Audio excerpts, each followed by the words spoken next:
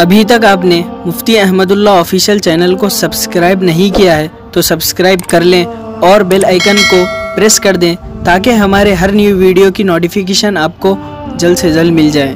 جزاک اللہ۔ السلام علیکم ورحمۃ اللہ وبرکاتہ۔ ہمارے ایک بھائی کا سوال تھا کہ ان حالات میں جب کہ کرونا وائرس کی وجہ سے لوگوں کی موت ہو رہی ہے اور علاج بہت مہنگا ہو گیا ہے، ہاسپٹل میں بیڈ نہیں مل رہا ہے اور ملتا بھی ہے تو کافی روزانہ کا خرچ 40، 50، 60 ہزار، اور اگر آئی سی یو میں چلے جائیں تو لاکھ روپے کے اوپر ہی چارج ہوتا ہے روزانہ کا۔ پتہ نہیں اس ہاسپٹل میں یا اس بیڈ میں سونا چاندی ہے یا کوئی دوسری ایسی صحت مند دوائیاں ہیں یا ویکسین مل گئی ہے، کیا علاج ہوتا ہے جس کی وجہ سے اتنا مہنگا ہو گیا۔ لیکن لوگ جان کی قیمت چکانے کے لیے اور اپنی صحت پانے کے لیے لاکھوں روپے بھی خرچ کرنے کے لیے تیار ہو رہے ہیں، اور مالداروں کو بیڈ مل رہا ہے اور غریبوں کو قبرستان میں جگہ مل رہی ہے۔ اب موت مہنگی ہو گئی ہے، زندگی تو پہلے ہی سے مہنگی تھی، اب موت بھی مہنگی ہو گئی ہے۔ ان حالات میں اگر مسلمانوں کے پاس ہیلتھ انشورنس نہیں رہے گا تو کہاں سے یہ لوگ پیسہ خرچ کریں گے؟ اپنی جان بچانے کے لیے گھر بیچیں گے، زمین بیچیں گے، سود پر لائیں گے، اسے ادا کرنے کے لیے پھر قرضے کریں گے، پھر غیروں کے سامنے، دوسروں کے سامنے اپنی عزت نیلام کریں گے۔ اگر ہیلتھ انشورنس ہوتا تو اس وقت مسلمان فائدے میں رہتے۔ دوسرے مذہب والے اپنا ہیلتھ انشورنس بنا لیے تو اس واسطے وہ لوگ بہت فائدے میں ہیں، ہم لوگ ہی اس ملک میں رہتے ہوئے ہر اعتبار سے دیوانے ہیں۔ اور اس وقت دنیا کی بڑی بڑی تجارتی کمپنیاں، خاص طور سے جو میڈیکل فیلڈ کی ہیں، طب اور علاج معالجے سے وابستہ ہیں، اپنی کمپنیوں اور شرکاء کو نئی زندگی دینے، کاروبار چلانے کے لیے عالمی پیمانے پر حکومتوں کو بھی اور انفرادی طور پر لوگوں کو علاج کے بڑے بڑے پیکیج کی ترغیب دے رہی ہیں۔ حکومتیں ان سے معالجاتی معاہدہ کریں اور اپنی عوام کو اس اسکیم کے ذریعے سے حصہ لینے میں آمادہ کریں۔ اسی طرح نجی اور پرائیویٹ کمپنیاں اور میڈیکل انشورنس کے ادارے بھی جو اس میدان میں کام کر رہے ہیں، وہ سب موبائل پر میسیجز آتے رہتے ہیں، کبھی فون کرتے ہیں، ترغیب دیتے ہیں کہ لوگ اس طرح مر رہے ہیں، علاج مہنگا ہے، آپ اپنا انشورنس کرا لیں۔ تو شرعی اعتبار سے ہمیں جاننا چاہیے کہ ہم مسلمان ہیں، اللہ اور اس کے رسول کے احکام کے پابند ہیں۔ علماء جو احکام بیان کرتے ہیں وہ اپنی جیب سے یا اپنے گھر سے یا اپنے دماغ سے نہیں بولتے ہیں، قرآن حدیث کی روشنی میں اللہ ہی کے احکام کی وہ ترجمانی کرتے ہیں، شریعت کے احکام بتاتے ہیں، بناتے نہیں ہیں، حلال کو حرام یا حرام کو حلال نہیں کرتے ہیں۔ جو چیز شریعت میں یعنی اللہ اور اس کے رسول نے حلال قرار دی، اس کا حلال ہونا بتاتے ہیں، چونکہ پڑھے ہیں اس واسطے بتا دے رہے ہیں، بناتے نہیں ہیں۔ بنانا علماء کا کام نہیں ہے۔ یہ غلط فہمی دماغ میں گھسی ہوئی ہے لوگوں کے کہ علماء ٹھیکیدار بنے بیٹھے ہیں، کبھی حلال بول دیا، کبھی حرام بول دیا۔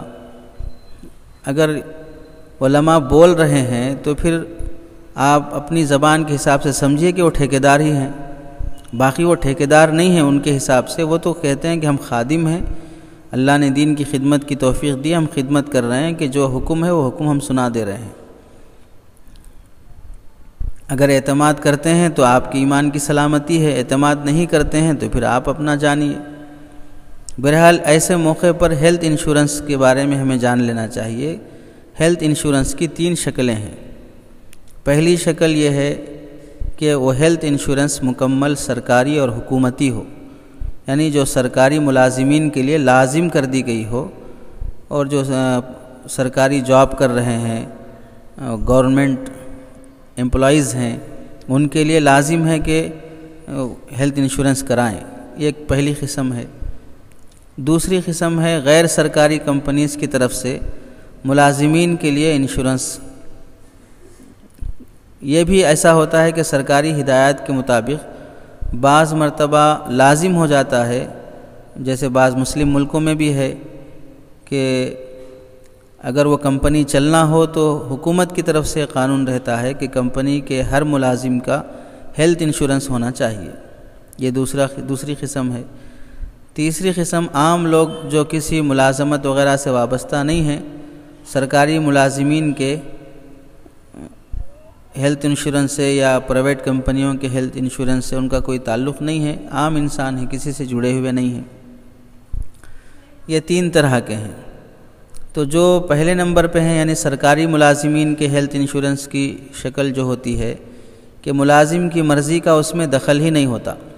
سرکاری ملازم چاہے یا نہ بھی چاہے بہر صورت اس کا میڈیکل انشورنس بھی ہوگا، سرکاری طور پہ اس کا LIC بھی لازم ہو جائے گا. تو اس صورت میں علماء اور شریعت کے جو ماہرین ہیں مجبوری کی حالت اسے قرار دیا ہے اور مسترک حکم میں داخل ہے.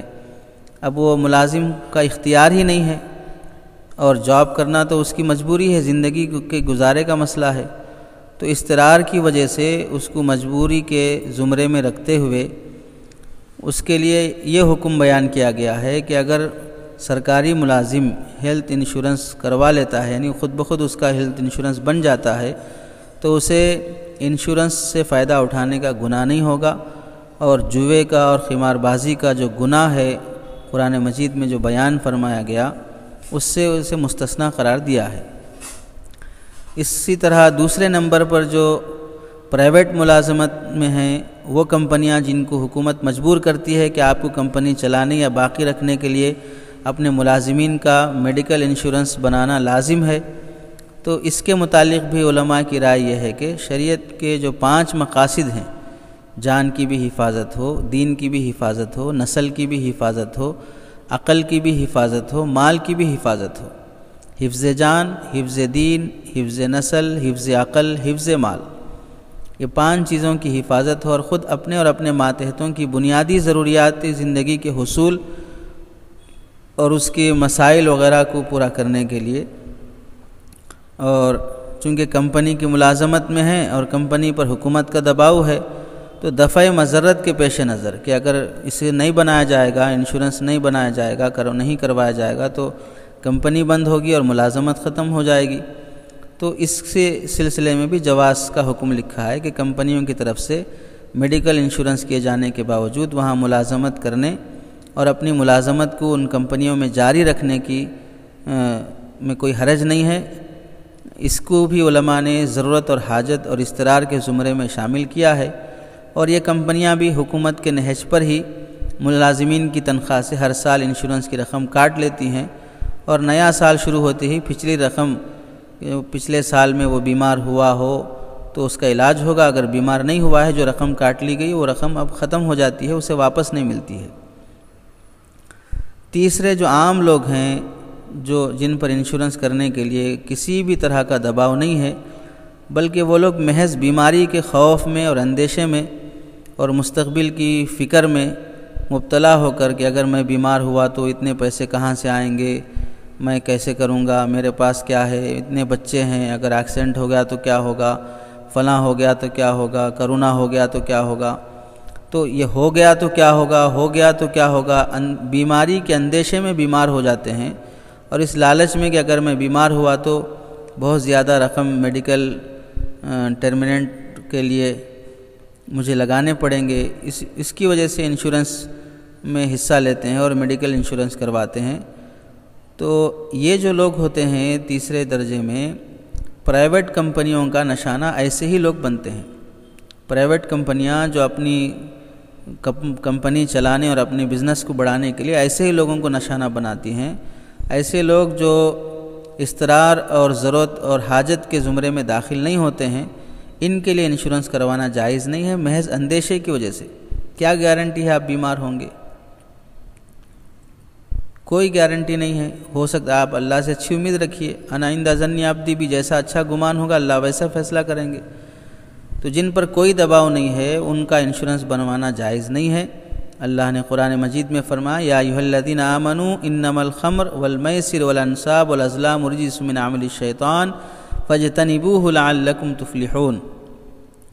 اس آیت کے تحت میں اللہ نے قمار بازی کو، جوئے کو حرام قرار دیا ہے، اور میڈیکل انشورنس میں جوئے کی شکل پائی جاتی ہے۔ اس واسطے علماء نے اس آیت کی وجہ سے معاملات کے اعتبار سے اس کے اندر چونکہ جوا ہے، اس لیے جن پر کوئی پابندی نہیں ہے ان کا میڈیکل انشورنس کروانا جائز نہیں ہے۔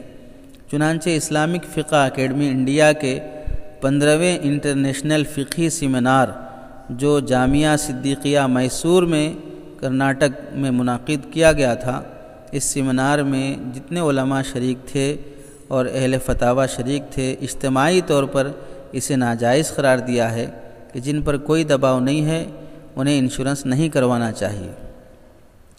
رہی جن اسلامی ملکوں میں اس طرح کی بات چلتی ہے وہاں پر انشورنس کروانا واجب ہے، وہاں کے علماء، وہاں کے مفتیان اکرام جانتے ہیں، وہ ان کی ذمہ داری ہے، وہ اس ملک کے اہل فتاوی کی ذمہ داری نہیں ہے۔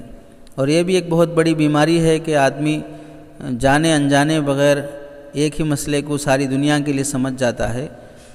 اب یہ مسئلہ یہاں کے ہندوستان کے علماء نے بیان کیا ہے، یہاں کے اہل فتاوی کی تحقیق ہے، اور قرآنی آیات اور احادیث کی روشنی میں یہ مسئلہ صحیح ہے۔ دوسرے ملک کے مفتیان اکرام کچھ اور فتویٰ دیتے ہیں تو وہ اس کے ذمہ دار ہوں گے، اس ملک کے مفتیان اکرام اس کے ذمہ دار نہیں ہوں گے۔ اب وہاں اس طرح کیوں ہے، یہاں اس طرح کیوں نہیں ہے، وہاں اس طرح کیوں ہے، وہاں ان سے جا کے پوچھیں، یہاں کی مفتیوں سے کیسے پوچھیں گے؟ ہم جو بول رہے ہیں ہم اس کے ذمہ دار ہیں، دوسرا کچھ اور بول رہا ہے تو اس کے ذمہ دار ہم کیسے ہو جائیں گے؟ اس ملک کا قانون ایک ہے، اس ملک کا قانون اگر دوسرا بن رہا ہو تو ہم اس ملک کے متعلق کیا بول سکتے ہیں؟ وہ بھی علماء ہیں، ان کی تحقیقات ہیں، وہ ذمہ دار ہوں گے، وہ جواب دہ ہوں گے اللہ کے سامنے، صحیح بول رہے ہیں غلط بول رہے ہیں۔ تو ہمیں اپنے ملک کے علماء کی بات سننی چاہیے۔ ہر مسئلے میں جب ہم اپنے ملک کے دارالافتاء سے رجوع کرتے ہیں، اور الحمدللہ اللہ نے اس ملک میں ایسی بہترین شخصیات رکھی ہیں، ایسے ادارے رکھے ہیں جن میں ہر طرح کے مسائل حل ہو جاتے ہیں، عالمی شخصیات ہیں، تو مسائل میں ان سے رجوع کرنا اور اعتماد کرنا چاہیے۔ اور رہی یہ بات کہ انشورنس کروانا جائز ہونے کے بعد پھر مسئلہ یہ ہے کہ مجبوری میں انشورنس کروا لیں، بعد میں مسئلہ یہ ہے کہ جتنی رقم آپ نے جمع کی ہے اتنی ہی رقم سے آپ فائدہ اٹھائیں گے، اور زائد رقم جو آپ کو کمپنی یا حکومت کی طرف سے مل رہی ہے وہ رقم آپ حساب لگا کر بغیر ثواب کی نیت سے غریبوں میں صدقہ کر دینا واجب رہے گا۔ لیکن کتنے لوگ ایسے ہیں جو جمع کردہ رقم سے زائد رقم جو انہیں انشورنس کمپنی سے مل رہی ہے یا حکومت سے مل رہا ہو، تو اس طرح کی جو انشورنس کروا لیے ہیں جس کی ضرورت بھی نہیں تھی، جو زائد وصول کر رہے ہیں، بلا نیت ثواب صدقہ دینے والے کتنے لوگ ہیں۔ خلاصہ یہ ہے کہ اس وقت موجودہ حالات کے پیش نظر بہت بڑی تعداد ایسی ہے کمپنیوں کی، اور خاص طور سے میڈیکل کمپنیوں کی، جو بڑی بڑی اسکیموں اور اضافی آفرز لے کر میدان میں کود پڑے ہیں۔ موبائل پر خوب یہ میسیجز آتے رہتے ہیں، لوگ فون کرتے ہیں، شریعت کا حکم جاننے کی کوشش بھی ماشاءاللہ بہت سے لوگ کرتے ہیں، اور بعض حضرات تو بہت دیڑ ہوشیار بھی ہوتے ہیں، گھما پھرا کر سوالات کرتے ہیں، حالات کی ابتری، معاشی پریشانی بہت کچھ بتا کر علماء کو الزام دیتے ہیں کہ آپ حضرات جائز قرار دینا چاہیے، آپ حضرات ایسے صورت میں حلال حرام کے پیچھے پڑے ہیں تو کیسے ہوگا مسلمانوں کا، ہم اب بھی پیچھے رہیں گے، فلاں ہوں گے۔ جب علماء کو الزام دیتے ہیں تو پھر پوچھتے ہی کیوں ہو؟ اپنی مرضی سے کر لو نا جو کچھ کرنا ہو، اور جب پوچھ رہے ہو تو پھر جیسا بتایا جا رہا ہے ویسے اس پر عمل کرو۔ اگر بتائے ہوئے پر عمل کرنا نہیں ہے تو پھر پوچھنا کیوں ہے؟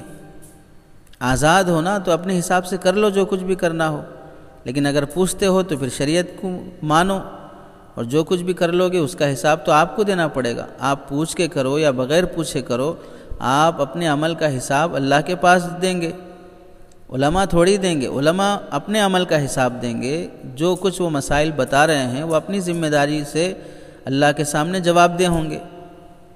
آپ انشورنس کروا لیں یا نہ کروا لیں، آپ کا اپنا عمل ہے، آپ ہمارے جائز کہنے سے آپ کروا لیں، ناجائز کہنے سے آپ چھوڑ دیں، تو آپ مسلمان ہیں تو آپ کو ایسا ہی کرنا پڑے گا۔ اگر نہیں آپ اپنی مرضی کے مالک ہیں تو پھر پوچھتے ہی کیوں ہو؟ جب پوچھنا ہی بند کر دیں اور آزاد رہیں۔ ظاہر سی بات ہے اس صورت میں تو آدمی کا اعمال، آدمی کا ایمان سب خطرے میں پڑ جاتا ہے۔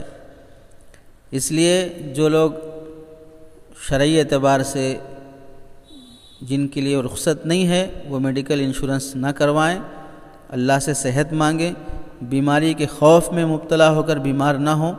اور حرام رقم سے آدمی کو کیا صحت مل سکتی ہے؟ حرام رقم سے آدمی کو کیا صحت مل سکتی ہے؟ اس میں اللہ تعالیٰ کیا برکت رکھیں گے؟ اس واسطے پہلے ہی سے احتیاطی تدابیر ہوں اور حرام مال سے اللہ تعالیٰ ہم سب کی حفاظت فرمائے۔ ابھی تک آپ نے مفتی احمد اللہ آفیشیل چینل کو سبسکرائب نہیں کیا ہے تو سبسکرائب کر لیں اور بیل آئیکن کو پریس کر دیں تاکہ ہمارے ہر نیو ویڈیو کی نوٹیفیکیشن آپ کو جلد سے جلد مل جائے۔ جزاک اللہ۔